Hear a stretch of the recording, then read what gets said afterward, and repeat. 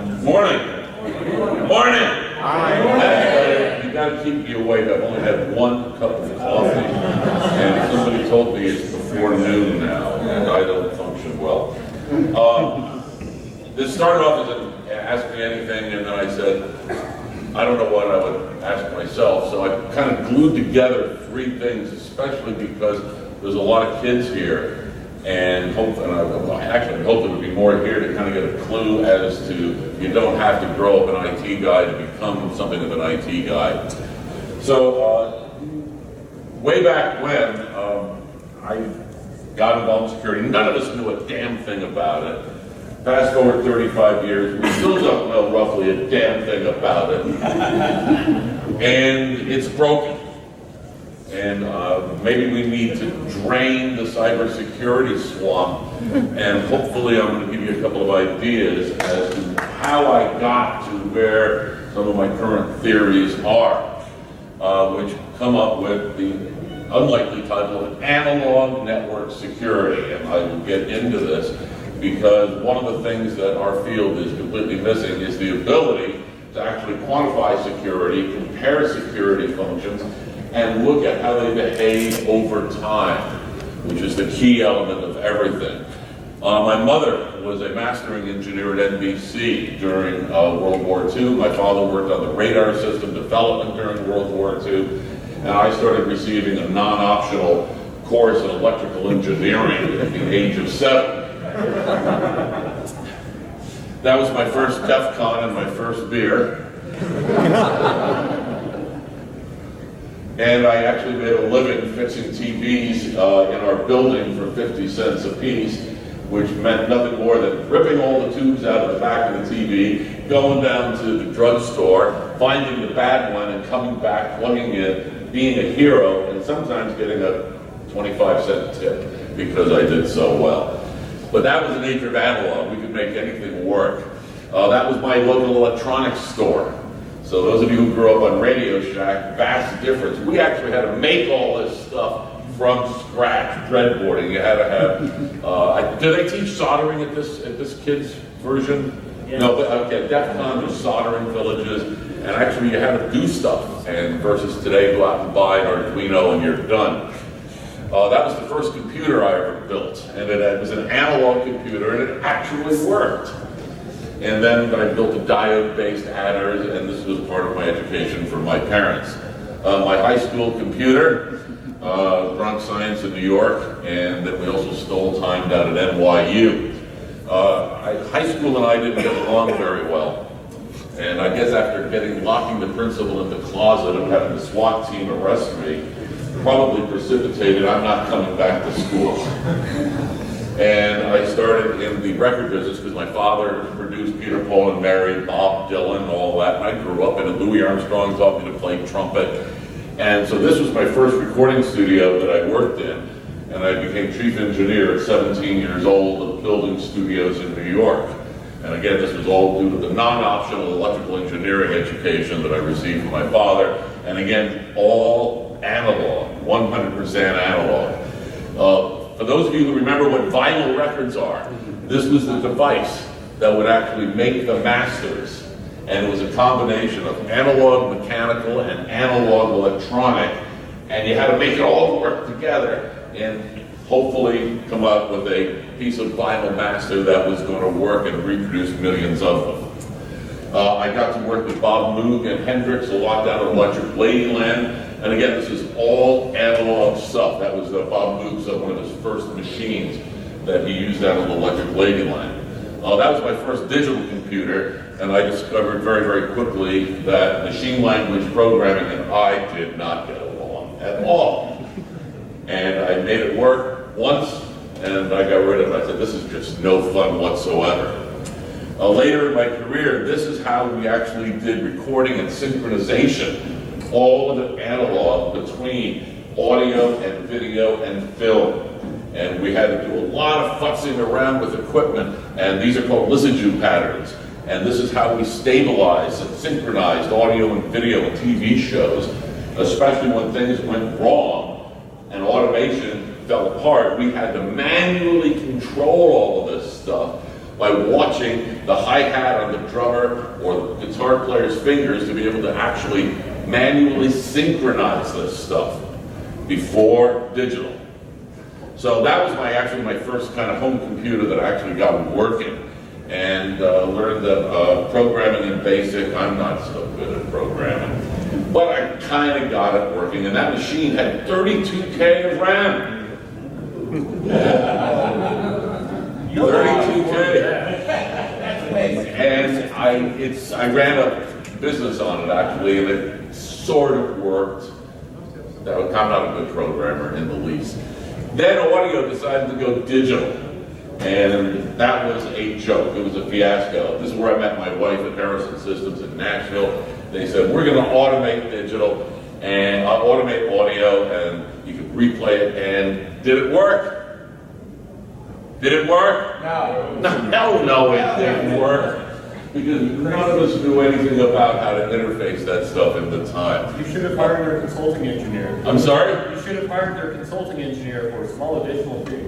You are hired. Thank you, Travis. This was one of our studios that we owned in New York, and we did a lot of live stuff, which I really enjoyed doing, was mixing live concerts and broadcasting out to thousands of radio stations from places and events in New York at the time. One of the things that I really learned in one of my presentations is called I Survived Rock and Roll, and it's about incident response, because if something could go wrong in those days, it went wrong, and you had no choice. You had zero choice for downtime. You had to make it work, which meant that you had to have plans in place for plan B and C, no matter how awful plan B and C is. You still had to have the lights and audio going, even if it totally sucked. And so that was growing up that way. And then January 7th of '83, I fell into security. And I remember this because I had just broken my leg skiing. And I was poking around looking for something to do. And a buddy of mine said, hey, Western Digital, everybody knows who they are. But back in the day, they made an encryption chip that some of you may recall called DES, Data Encryption Standard. And a buddy of mine says, hey, what do you know about security? I go, nothing. He says, do you want to consult with Western Digital on their security stuff? Hell yeah, I do. And that is how I got involved. And some of you may recognize on the right, the TSEC, the Orange Book, the first set of specifications, suggestions as to how to go about securing a system. Now, these were all pre-network.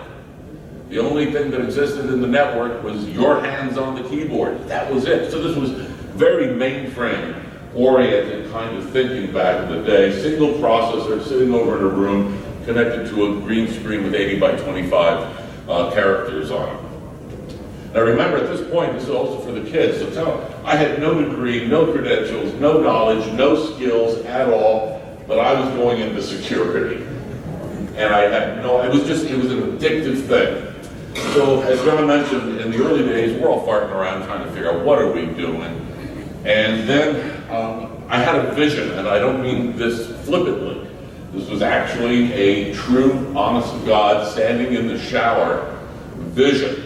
And the vision consisted of, because the Morris worm had just happened, and the Michelangelo virus was coming along, and the vision began with, what would happen if I did 3 big viruses at once? What about 10 viruses at once? What about 100? Well, wait a minute. Now I can distribute it through legitimate software on the floppies.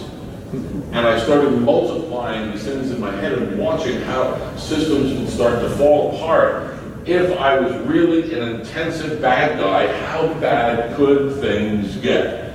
So I wrote a really shitty novel called Terminal Compromise.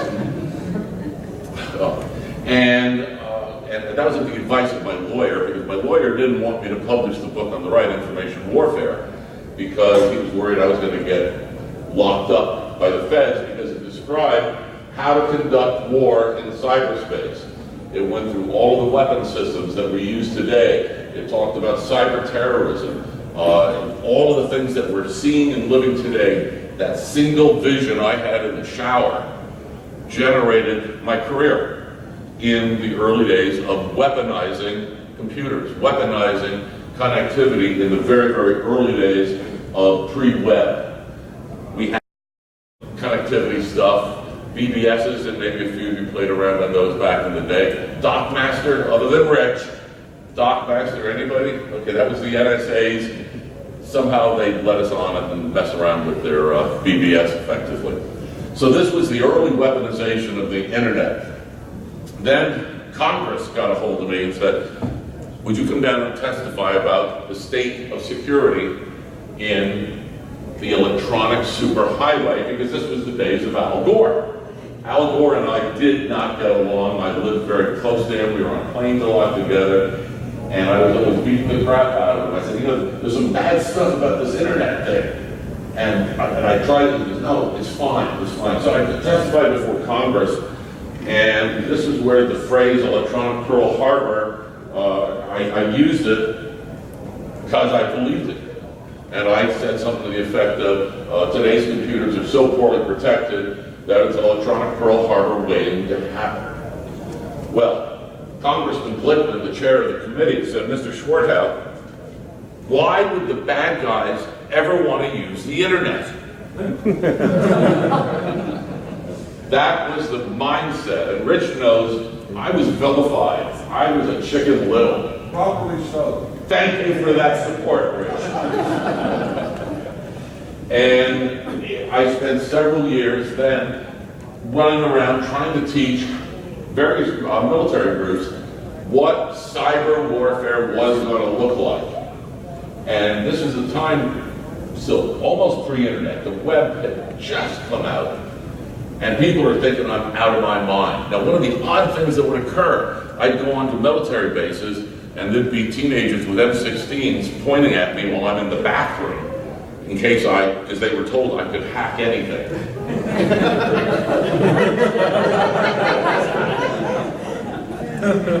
And the odd thing that would often happen is they would videotape these sessions, and these were sometimes 2-day long sessions. I had to go down to the very, very basics for these guys. And I'd say, hey, you videotaped it, can I have a copy? And they go, sir, no, these tapes are classified top secret. The talk I just gave is now top secret, and I cannot have my own copy. That's correct, sir. This is all top secret. That was the government at work back in those days. So over the following years, we did InfoWarCon, and we had an absolute ball trying to get the world to understand how bad things were going to get if some sort of action was not taken. Over on the right, PearlHarbor.com did become Die Hard 4, even though there's a long story I'll tell you over drinks, because it still pisses me off. And during this time, Time-Based Security, we're going to visit that, because that is where I really started realizing that the technology that was existing in the mid-90s to attempt to fix the internet, the word of the day was firewall. It's going to fix everything. Everybody puts in a firewall and you're safe, right? That was the vendor pitch of the day. And I said, no, this is something that's fundamentally wrong, and I outlined all my various reasons, and vendors were not particularly happy with me. So, in 1995, I got a speaking engagement in Warsaw, and it was the apparatchiks. It was a new generation of apparatchiks because Poland had just kind of come around and was trying to be westernized, but it was the same guys. And one of the things that occurred is we were trying to explain, this is a buddy of mine, Bob Ayers, and he was from DISA, trying to explain that, no, you can't control things, you have to be able to manage things. And we'd explain these processes, and they go, very good, I totally understand, but only one question. How do you control it? And this was 4 days in Poland, with that constant repetition of them thinking in the apparatchik style of control versus management, which is where time-based security came about. So we're off in Poland, and then I'm off in Perth, Australia with the Swedes, and the concept was very, very simple. How do you protect the system? Well, we argue that you can't. Not with the current way. The fundamental mechanism that we talked about was a simple formula. If I have a protective mechanism around any object that I'm trying to secure, if I have a detection system, and remember this is in the mid-90s, where this is sort of new thinking now. If I have a detection system, it takes X amount of time to detect any event. Then I have a reaction system, and it takes Y amount of time to mitigate, to react, solve a problem, whatever your definition of reaction is. If I can guarantee that my protective device supplied by a vendor will remain secure under a sustained attack for the combined amount of time of detection and reaction, I can only then claim to have some degree of measurable security. So this was the thinking back in '98, and I published the book, Time-Based Security, under the guise that time is the only function that works for risk, security, privacy, and if you consider data, sometimes people think of it as a static hunk of bits and bytes residing on some virtual place.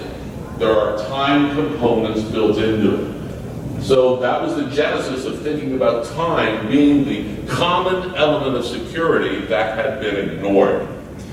So I'm running around trying to figure all this stuff out, teach some cyber war stuff, make a living, stay the hell out of the vendors' ways because they were always trying to shoot me down, and started learning more and more. And I finally left the InfoWar field in 2003 because I got sick of all the crap in DC going on. But what I discovered is that security problems are all the same. All of those problems that you see up there, at the most abstract level, they are identical. They are identical. Yeah, put on the glasses, you can read them. I know this type is small. They all have one commonality, and that is time. When you add time as a function, whether it's a multiplier or a divisor, every single one of these can be translated from one to the other using a time metric. So, this is kind of where we're hoping to go. How secure are we? Well, we know that we can detect something, we know that we can react to something, and we know that we can do those two things within a specific amount of time. Does that really mean anything? Is that really great or not? And we have not been playing with that in the real world at all because we're still thinking of all of our defensive postures of protection as being static, the old fortress mentality mindset. And fortress mentality is a failed model and has been a failed model for all of history, for every element of warfare going back however many thousands of years. Fortress mentality never worked. And more so today, we now recognize it from the human element. Hell with the technology.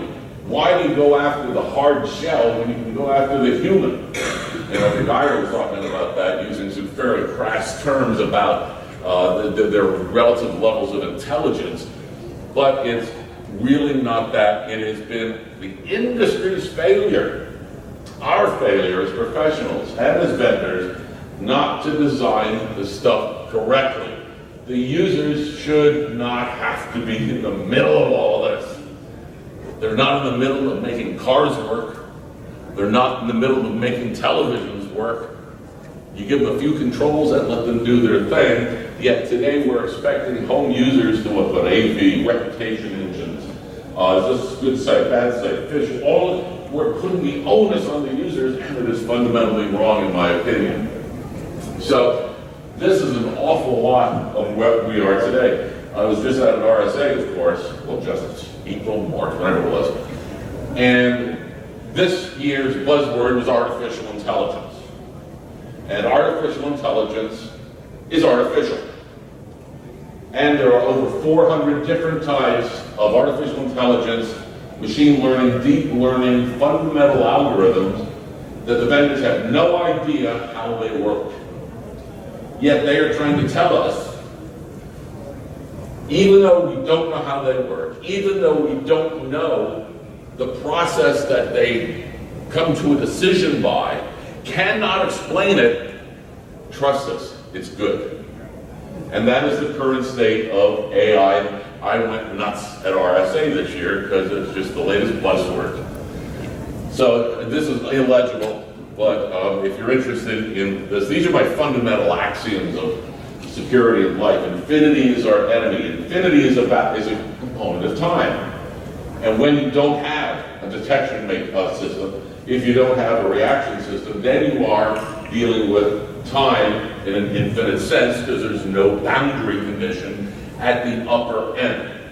If you're interested in looking at this, if you go to winnschwartau.com, you can download 42 pages of the new book, and so all this stuff is in there to understand kind of my thinking as to how I got some of these crazy ideas. So the first thing that we have to be able to do in order to talk about security is we have to have a way to measure it. And some of the vendors I've talked to in the last year, they are not happy. Because what we want to do is start measuring the efficacy of their products when it comes to time. They don't like that. So over on the left-hand side, the concept is very, very simple. Black box. I don't care what the black box is.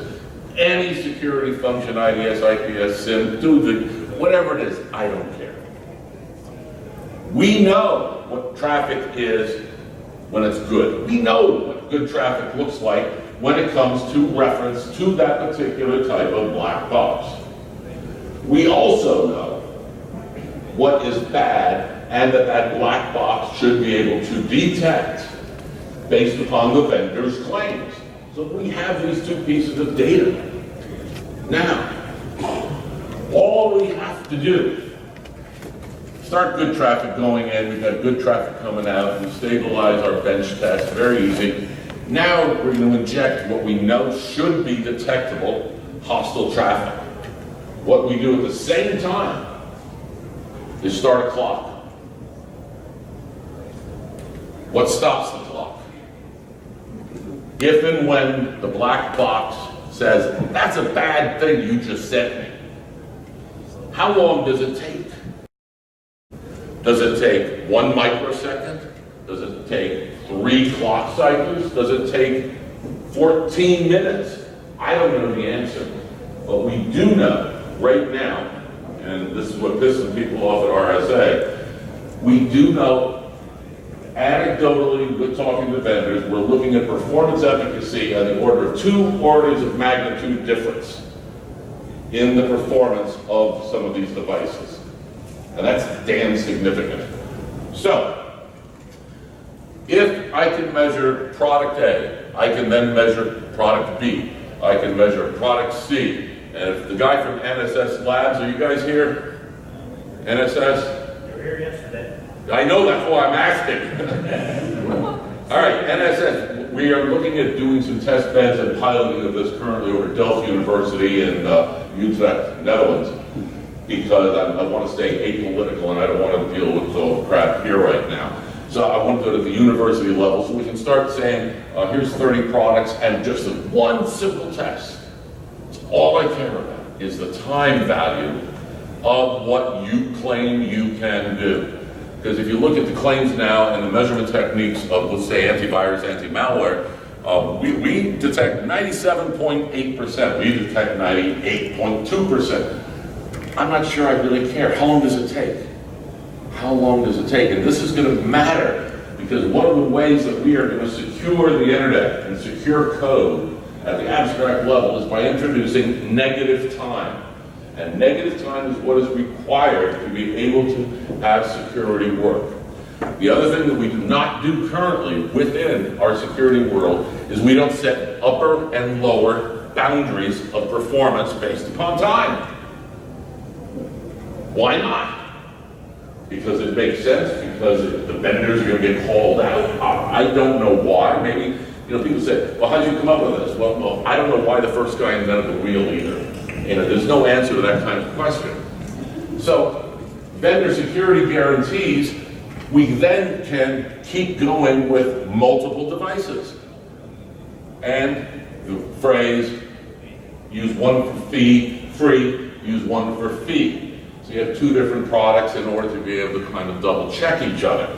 So using a test bed with verification, we have the techniques to be able to do this. We also can do the same thing when it comes to remediation, because if you don't have a remediation system, your upper boundary is infinite and you are in complete denial about security.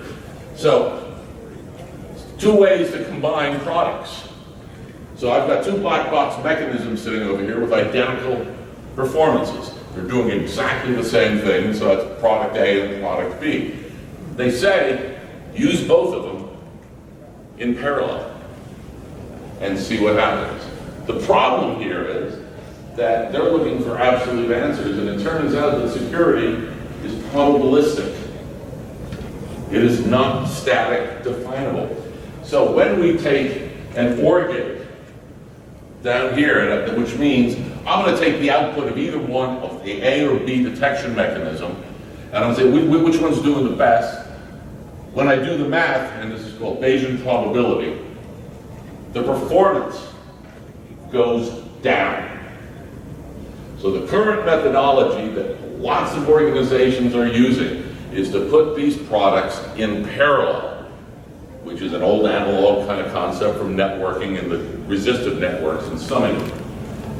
The performance goes down. What we need to do is do an AND. I'm going to detect A, and I'm not going to give an output until I also detect B. So what does this give me? Number one, it gives me time value comparisons between product A and product B in a given environment. Number two, the math shows us, and again, this is Bayesian probability, I didn't mean to make it all up, our efficacy goes up by 2 orders of magnitude. Everybody following so far?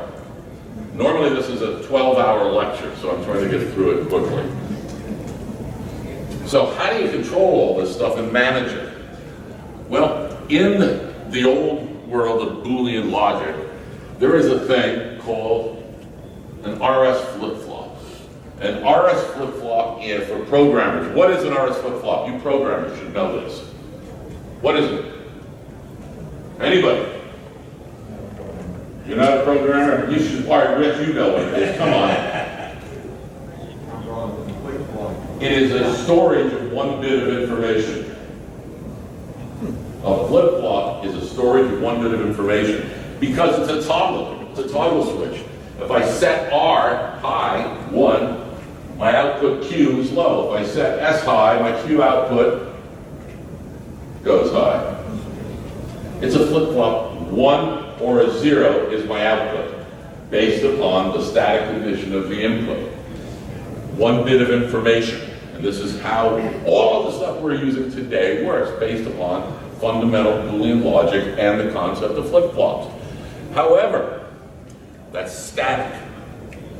What happens in a decision-making process?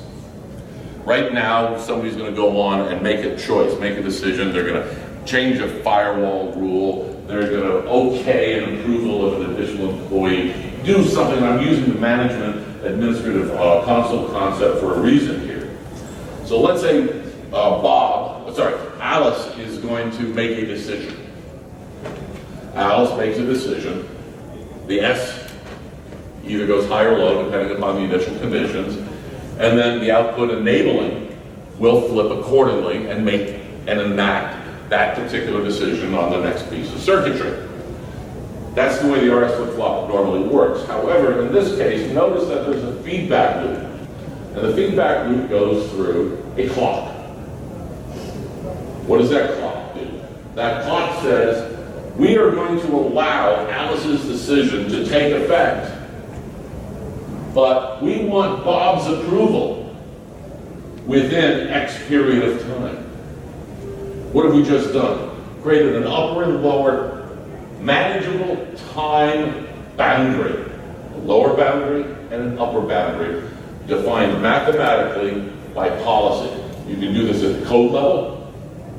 It'll work at the human level, administrative level. It'll work at the networking or inter-networking level. Doesn't matter, and you can combine it. It also works at the physical level. This is very similar to, you go into your office in the morning, you open the door, but your office has an alarm system. What do you have to do? What? You gotta run like hell to the closet and hope you remember the code and enter it in before the guys come with guns. This is the electronic equivalent of that as I'm envisioning it being applied to security. We do this in the physical world for an alarm system because Bob, in this particular case, is just Alice, me, re-entering and confirming the code. Yes, sir? So this is kind of similar to the concept of privileged access management, where you would have a set of users that could request to become a domain admin, but they would only have a domain admin right for 4 hours. Sure. And then afterwards it goes away? Sure. Yeah, all the schematics on how to do that are crash sales pitch in my new book, Analog Network Security, available on Amazon. But yes, all the I math. put it on my wish list already. So It's not on your, no, don't wish, press buy.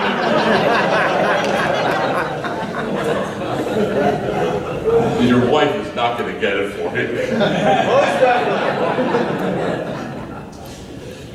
That is the principle and the primary hybridization of analog and digital. And this is the key circuit to be able to implement tons of different kinds of applications. So let's solve phishing. How about if we can just solve phishing? And in fact, we're building this right now. All right, a user clicks on stupid shit up top. They made me change it. My wife made me change it in the book to stupid stuff. And Gene Spafford got mad at me too. He made me change it from stupid shit. He said, you're insulting people. You know, only them that should be. Well, I lost that battle. All right. So we know how long, hypothetically, in this situation, in a phishing simulation, in a phishing case, there are phishing detection mechanisms that say this is likely to be a phish. And it has a given level of efficacy that is actually measurable. We can do that right now. How long does that process take? I don't know. I want to know. You all should want to know, and the industry should want to know. So I'm going to arbitrarily say it takes 1 second. I'm making it up. Maybe it's 10 seconds. I don't know. We're going to find that out. This is where negative time comes involved. Now we're going to do a delay. So, user clicks on stupid shit. Before that action is taken, we're introducing a delay that is slightly greater than the measurable detection and reaction time of that particular detection reaction process. So let's say it's 10 seconds, I'll make the delay 11 seconds, just to give it some fudge factor, maybe 12 seconds. These are design criteria that we don't understand how to implement yet, because again, the book's been out 3 weeks, and this is where we want to go. So the delay is set by policy. Negative time is introduced into the process. Over on the left, we then do the, are you a fish or are you not a fish? Based upon whatever techniques that vendor happens to use. Heuristics, AI, lookup tables, doesn't matter. The decision that is made, a go or a no-go. It's either a fish or it's not a fish. And then, what's your remediation? Remediation can be, you are going to not let it go through, you're going to notify the user. You say, hey, you just clicked on something really stupid and it's a phishing site. And maybe a security awareness company will get in and say, hey, you need some more training on how to identify. But that's part of the feedback, because what you're noticing here is, again, we're using a feedback loop. And as you get more and more involved in in-depth feedback loops, the concept of OODA. Anybody know OODA? OODA loop, developed by John Boyd, 1984, Maxwell Air Force Base. And he did it on a very simple concept of how to survive a dogfight, an aerial dogfight. And the answer is follow OODA. Observe, orient, decide, act. And then do it again, and do it faster, and then do it faster. And the answer is, if you are faster than your adversary, you win. Very, very simple concept that we in network security do not use. We always decry how much advantage the bad guys have. That's because they're operating in the time domain and taking advantage of it, and we are not. This is called the time-based SMTP ass saver. And what this circuit does is, using the same fundamental techniques, helps solve data exfiltration problems. Do you want that SMTP traffic going out or not before you measure it? Or do you want to measure it first, introduce some negative time, let the measurement, the analysis take place, and if the file says everybody's super secret salaries.xls, maybe you don't want that going out. So instead of analyzing and making decisions after the fact, which is what we're currently doing, introduce a nominal amount of negative time that that is slightly greater than the amount of time that we can actually measure the performance and efficacy of the vendor's products. Make sense? This is how to solve spam and DDoS. And it's a concatenated set of those same circuits that communicate in an out-of-band channel, and out-of-band is an old analog technique that's used in ICS and SCADA systems as well, to be able to allow out-of-band communication to occur on security-relevant information when your primary communications or control channels are jammed under DOS or DDoS effects. Right now we have very little recourse, but when you have these delay lines built in and the traffic and what I'm calling a reaction matrix, this out-of-band channel, what happens? So I have a detection mechanism at my enterprise endpoint. I communicate, the only place I need to communicate to is I'm seeing some really funky traffic over here. Who do I want to tell it to? My first hop ISP. What do I want my first hop ISP to do? Filter that shit out. Now, that's where we are. Often, it's sort of a phone call these days because that's the out-of-band communication mechanism.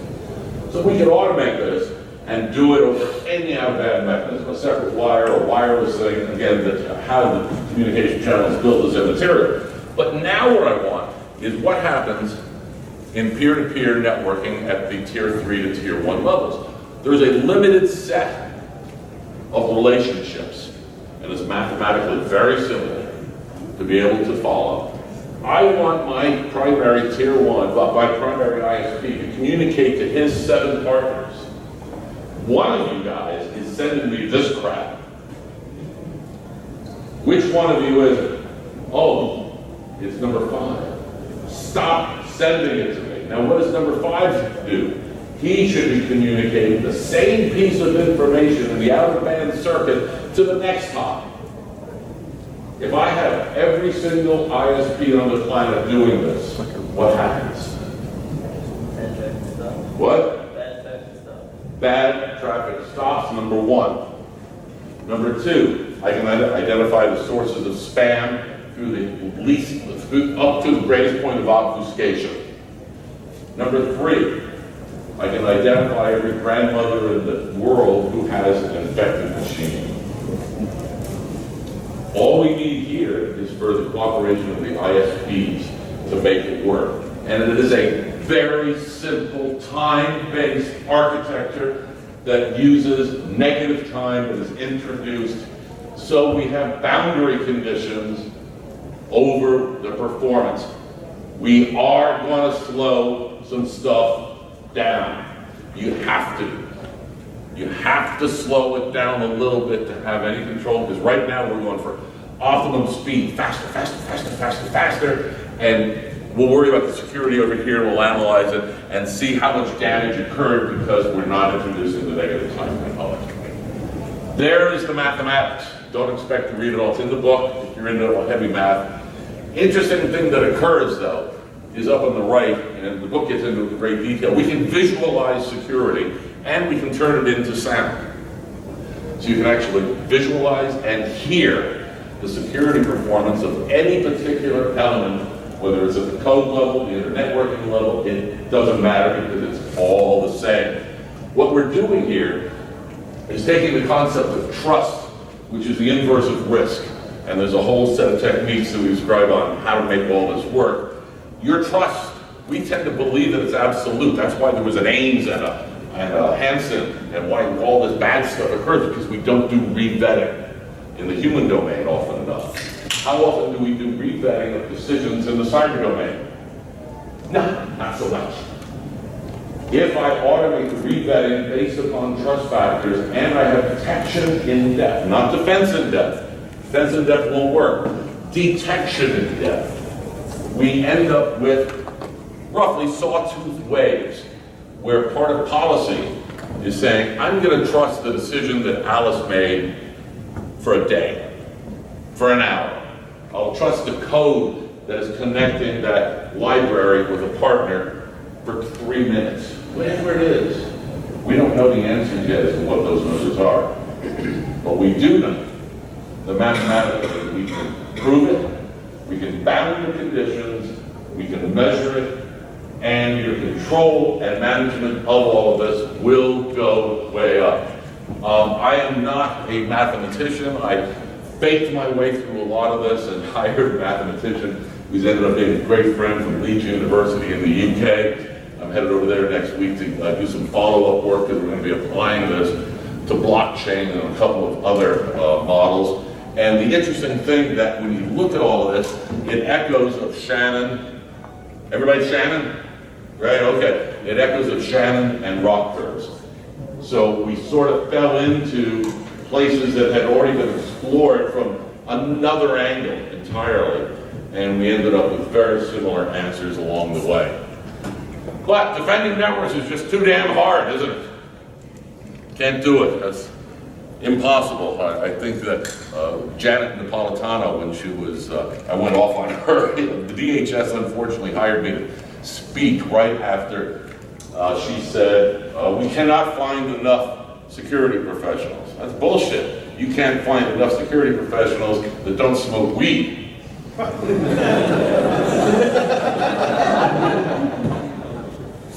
And for all the discriminating reasons. So I wrote a thing for DHS called Hiring the Unhireable, and explaining why they can't find people because of arbitrary discriminators. Arbitrary discriminators like you have to have a bachelor's even to walk in the door. You have to have a personality to get through the HR person. But how many of us in our field don't have personalities? What about the autistics? They have an incredible skill set that we desperately need. Yet they are arbitrarily discriminated against with very minor. SAP in Germany has an open rec still for 900 folks that are heavily on the spectrum. Because how many of us can sit down there and look for a misplaced semicolon in 100,000 lines of code? It's the Rain Man. And the people are there, the skills are there, but again, we're arbitrarily ignoring them. So I want to follow up with, SPAC had me do this a few months ago. He said, what do you think cybersecurity education ought to be in the future? And I wanted to add 3 fundamental things. And one of them was brought up yesterday. Teach engineering. Right now, you're just teaching code. I can write code. I'm a security guy. Bullshit. You're not. You can write code, but you don't understand it from a systemic level. These are systems. These are networks. They do not operate in isolation. I forget which was the lady yesterday talking about the ICS who come in with some of the cybersecurity crap and you're going to mess their systems up all day long. Yeah, because ICS systems and SCADA systems use detection in depth. The GE 9000 engine, the 9000X, has 5,000 detection points in it, sampling once a second, generating 4 terabytes an hour of data. Why does it do that? Because it allows you to predict failure. We don't want engine failures. How do you optimize it? Detection in depth. It is standard practice in hard engineering to take that approach. We did it back in the audio industry in the 60s and 70s. We had massive numbers of detection points, and the ultimate ones were our ears, the human element. History. We don't teach electronics history. We don't teach crypto history. We don't teach technology history. We don't teach any of that because all we want is these guys to come out of school and they're going to get a CISSP because they can spell CISSP and how good they are. No offense, but I mean, I'm being critical. Because if you don't have a CISSP, you can't get hired. But if you have a CISSP, then they assume you know something. So there's a paradox there. We don't teach the history of where we've been. For those of you that have been in the field for a while, one of the greatest fears, and Rich and I know this very well, when mobile phones came out, we all went, holy shit, this is going to be the same mess all over again. Great visual there. Thank you for interrupting, I appreciate that. But the mobile phone, and every time we come out with a new technology, oh, we'll worry about security later. Wrong, wrong, wrong. History has to be part of it. And the third component has to be the human component. Humanity. How are we talking to the machines? Are the machines talking to us? And thus far, we have taken the position that we will learn how to behave like machines, in distinction to getting the machines to work with us, which is why the users are in the trouble they're in now, because we're expecting them to know how to do 50 things to protect themselves. And that's dumb. That's stupid, and it is our fault, completely. Craft's commercial plug, that's the 10 chapters of the book, and they all get into various elements of how to solve root problems, how to solve administrative problems, two-man rule, multiple-man rules, all of the types of security problems we've talked about.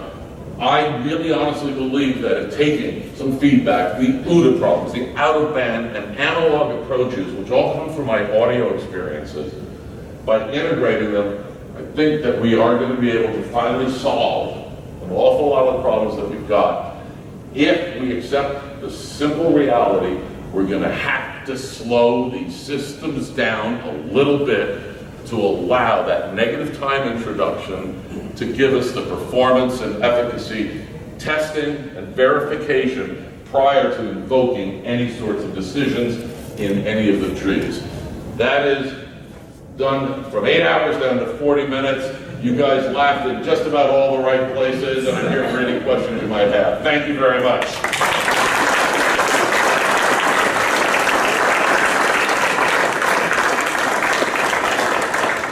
Any questions? Any comments? We didn't take questions outside. Why? I'm We here. have someone else coming up. Oh. I'm taking my computer with me. Steve, will deliver us.